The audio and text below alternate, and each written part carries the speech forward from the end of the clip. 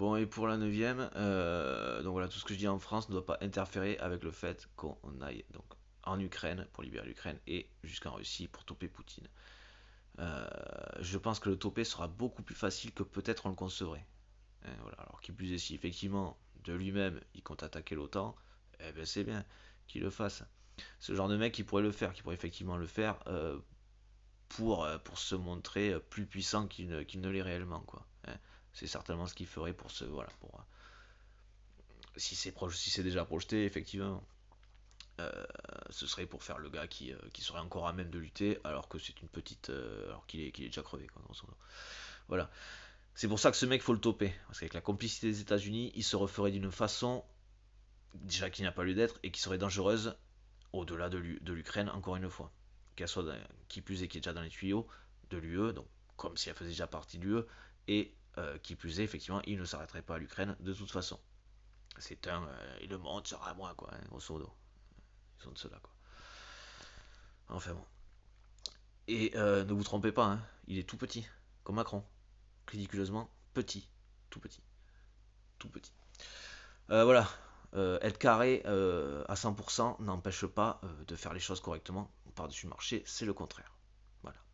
Ici, il n'y a pas de l'un ou l'autre. Ici, ça, il n'y a pas de sacrifice à faire. Et par rapport à là-bas, il n'y a pas de à tergiverser non plus. Il n'y a pas de sacrifice ou il n'y a pas de. Voilà. On fait les choses jusqu'au bout. Ici est mis tout seul. Et c'est un danger au-delà de l'Ukraine, quoi qu'il en soit. Même si c'est un danger dans ses intentions, et s'il restait, même si là, dans les faits, il n'est plus à même de lutter contre quoi que ce soit, quoi, grosso modo, enfin, un peu de choses près, quoi. Voilà. Je veux dire, même, alors, effectivement, j'ai pas tous les trucs, mais je serais pas étonné que rien que l'UE, en tout cas les pays de l'OTAN, mais de l'UE, et l'UE, du coup, hein, pour les pays qui seraient dans l'UE ou géographiquement en Europe, mais qui seraient pas ni de l'UE ni de l'OTAN, comme la Suède par exemple, ne serait-ce que nous, même sans les États-Unis, putain, on en viendrait à bout. Moi, quand je dis en 2-2, c'est dans ma conception, c'est juste nous. Alors tant mieux s'il nous suit et s'il met des sous, s'il met des ronds, tant mieux si ça sécurise les choses, tant mieux si ça sécurise les choses. Mais dans l'absolu, excusez-moi, mais si je vois bien les choses, ce qui normalement est le cas, si là je ne je suis pas attardé de ouf sur le sujet, mais si je vois bien les choses, rien que l'UE en vient à bout, et en 2-2. Quand je dis en 2-2, c'est en pensant rien qu'à l'UE.